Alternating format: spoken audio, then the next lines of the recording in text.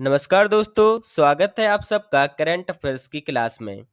शुरुआत करेंगे सबसे पहले मोटिवेशनल कोटेशन के साथ। बस आप लगातार अपने मंजिल की ओर चलते रहिए, रास्ते आपको मिल ही जाएंगे। तो आपको रुकना नहीं है, लगातार प्रयास करते रहना है और तब तक नहीं रुकना कि जब तक आपको आपकी मंजिल ना मिल जाए।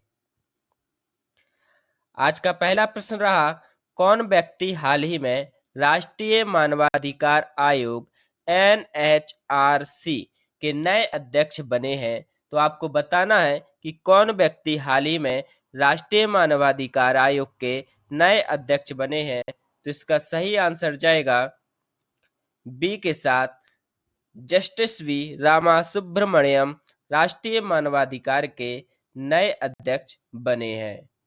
आइए इसे विस्तार से देखते हैं।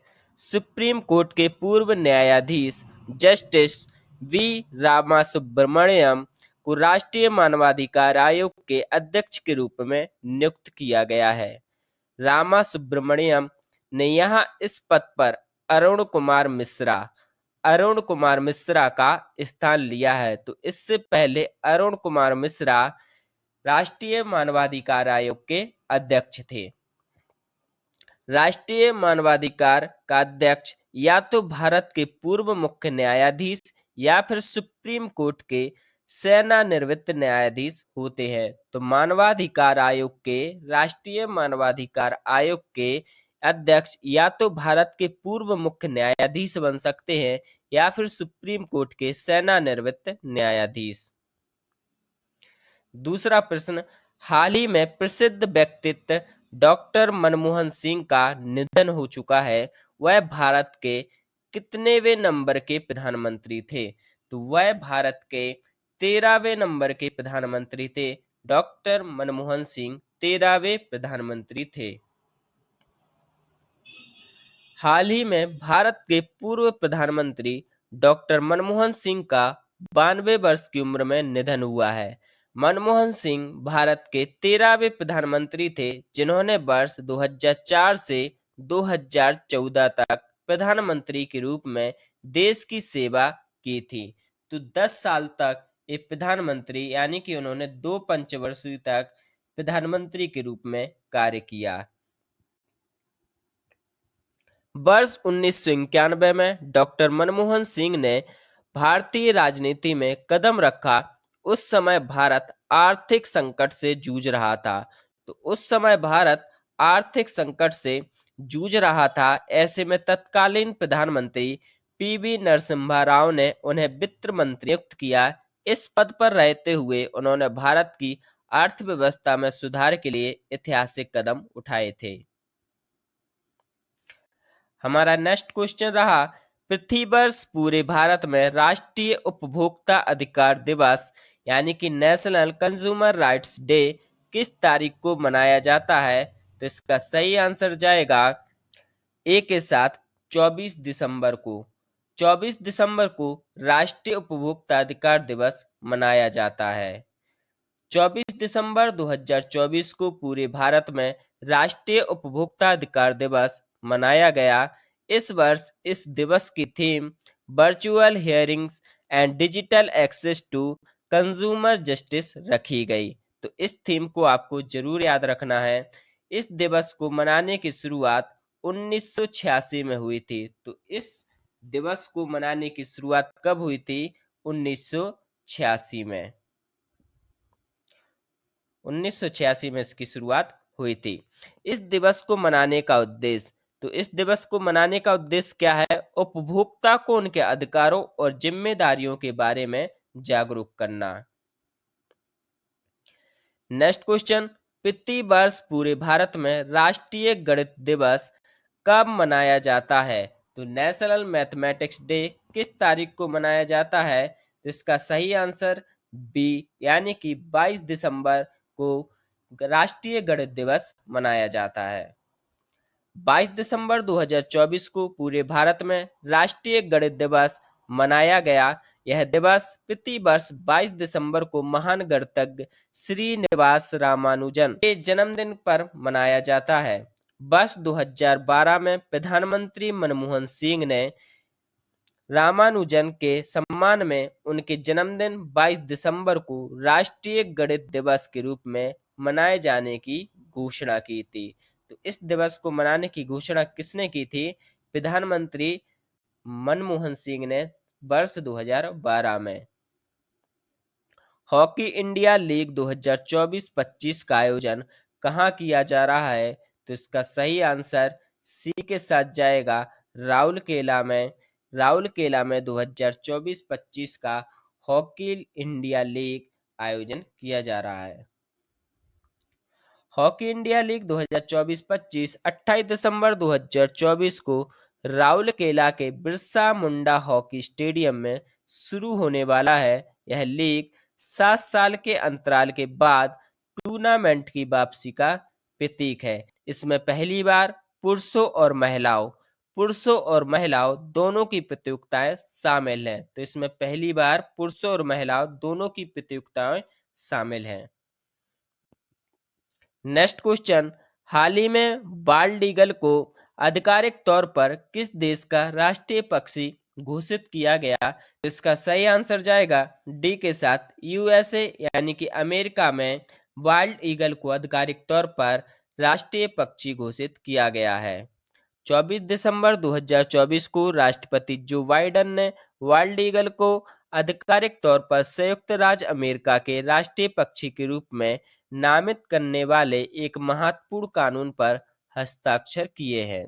यह निर्णय लंबे समय से चली आ रही भूल को सुधारता है, क्योंकि गंजा ईगल लगभग 250 वर्षों से अमेरिकी ताकत और स्वतंत्रता का प्रतीक रहा है, लेकिन अमेरिकी कानून में इसे कभी भी राष्ट्रीय पक्षी के रूप में औपचारिक रूप से मान्यता नहीं दी गई थी। नेक्स्ट क्वेश्चन, हाल ही में चर्चा में रहा कावेरी इंजन को किस संस्था के द्वारा विकसित किया गया है? तो इसका सही आंसर जाएगा सी के साथ, गैस टरबाइन अनुसंधान संस्थान। रक्षा अनुसंधान और विकास संगठन डीआरडीओ का हिस्सा भारत के गैस टरबाइन अनुसंधान संस्थान ने घोषणा की कि कावेरी इंजन को इन फ्लाइट परीक्षण के लिए मंजूरी दी गई है। कावेरी इंजन परियोजना 1980 के दशक के अंत में लाइट कॉम्बैट एयरक्राफ्ट तेजस को शक्ति देने के लक्ष्य के साथ शुरू हुई थी। इसे डीआरडीओ के तहत गैस टरबाइन अनुसंधान प्रतिष्ठान द्वारा विकसित किया गया है। आपका नेक्स्ट क्वेश्चन रहा, दुनिया के सबसे बड़े जल विद्युत बांध का निर्माण कौन सा देश कर रहा है? तो दुनिया के सबसे बड़े जल विद्युत बांध का निर्माण चाइना यानी कि चीन कर रहा है। तो इसका सही आंसर रहेगा बी। चीन ने आधिकारिक तौर पर यारलुंग तंसगपो नदी के निचले हिस्से पर दुनिया के सबसे बड़े जल विद्युत बांध के निर्माण को मंजूरी दे दी है। इस महत्वाकांक्षी परियोजना से सालाना लगभग 300 अरब किलोवाट घंटे बिजली पैदा होने की उम्मीद है, जो कि मध्य चीन में वर्तमान सबसे बड़े बांध थ्री गोरजेस बांध की क्षमता से 3 गुना अधिक है। नेक्स्ट क्वेश्चन, सिलिनेक्स द्विपक्षीय नौसेना अभ्यास भारत और किस देश के बीच आयोजित किया जाता है? आपको बता दें कि सिलिनेक्स श्रीलंका और इंडिया के मध्य आयोजित किया जाता है। तो इसका सही आंसर जाएगा बी के साथ, सिलिनेक्स द्विपक्षीय नौसेना अभ्यास भारत और श्रीलंका के बीच आयोजित किया जाता है। भारत और श्रीलंका के बीच द्विपक्षीय नौसेना अभ्यास सिलिनेक्स 2024 का आयोजन 17 से 20 दिसंबर तक विशाखापट्टनम में पूर्वी नौसेना कमान के तत्वाधान में 2 फेज में हुआ। बंदरगाह चरण 17 से 18 दिसंबर तक और समुद्री चरण 19 से 20 दिसंबर तक आयोजित किया गया। दोनों देशों के बीच साल 2005 में इसकी शुरुआत हुई थी। नेक्स्ट क्वेश्चन, हाल ही में can Betwa river link project का शिलान्यास किसने किया? तो नरेंद्र मोदी यानी कि हमारे प्रधानमंत्री श्री दामोदर दास नरेंद्र मोदी ने can Betwa river link project का शिलान्यास किया। प्रधानमंत्री नरेंद्र मोदी ने हाल ही में मध्य प्रदेश के खजुराहो में 49,000 करोड़ की कैन बेतवा रिवर लिंक परियोजना का शिलान्यास किया। यह परियोजना बुंदेलखंड क्षेत्र के 13 जिलों में जल संकट को हल करने के लिए महत्वपूर्ण मानी जा रही है, जिससे लगभग 65 लाख लोगों को लाभ होगा। यह परियोजना बुंदेलखंड क्षेत्र में पानी की कमी को पूरा करेगी, जो लंबे समय से सूखे और जल संकट का सामना कर रहा है। आपका नेक्स्ट क्वेश्चन रहा, एशियन यूथ और जूनियर वेट लिफ्टिंग चैंपियनशिप में मार्टिना देवी मेबाम ने कौन सा पदक जीता? तो आपको बताना है कि मार्टिना देवी बेबाम ने कौन सा पदक जीता। तो इसका सही आंसर जाएगा डी के साथ, रजक और कांस्य दोनों पदक। भारत की 18 वर्षीय भारोत्तोलक मार्टिना देवी बेबाम ने एशियन यूथ और जूनियर वेट लिफ्टिंग चैंपियनशिप में रजत पद जीता। उन्होंने महिलाओं की 87 प्लस किलोग्राम श्रेणी में कुल 225 किलोग्राम वजन उठाया। मार्टिना ने इस प्रतियोगिता में स्नैच में कांस्य पदक भी हासिल किया, जबकि क्लीन एंड जर्क में रजत पदक प्राप्त किया। हाल ही में राष्ट्रीय मानवाधिकार आयोग का अध्यक्ष किसे नियुक्त किया गया है? तो यह क्वेश्चन रिपीट है। इसका सही आंसर है बी रामा सुब्रमण्यम को राष्ट्रीय मानवाधिकार आयोग का अध्यक्ष नियुक्त किया गया। सुप्रीम कोर्ट के पूर्व जज जस्टिस बी रामा सुब्रमण्यम को 23 दिसंबर 2024 को राष्ट्रीय मानवाधिकार आयोग का अध्यक्ष नियुक्त किया गया है। यह नियुक्ति राष्ट्रपति द्रौपदी मुर्मू द्वारा मानवाधिकार संरक्षण अधिनियम 1993 के तहत की गई है।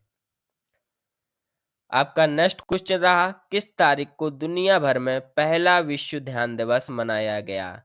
तो यह क्वेश्चन आपके लिए है। इसका आंसर आप सब लोग कमेंट बॉक्स में लिखेंगे कि किस तारीख को दुनिया भर में पहला विश्व ध्यान दिवस मनाया गया। इस क्लास की फ्री पीडीएफ के लिए आप हमारे टेलीग्राम चैनल को ज्वाइन कर सकते हैं, जहां पर आपको प्रत्येक क्लास की फ्री ऑफ कॉस्ट पीडीएफ प्रदान की जाएगी। आप टेलीग्राम चैनल पर स्कैन के माध्यम से भी जुड़ सकते हैं। आप हमारे स्टडी चैनल को भी सब्सक्राइब कर सकते हैं, जिसका लिंक डिस्क्रिप्शन बॉक्स में दिया हुआ है। यहाँ आपको प्रत्येक सब्जेक्ट से जुड़ी क्लासें उपलब्ध कराई जाती हैं। आपको वीडियो कैसी लगी कृपया कमेंट बॉक्स में ज़रूर बताएं। यदि आप इस चैनल पर नए हैं तो चैनल को ज़रूर सब्सक्राइब करें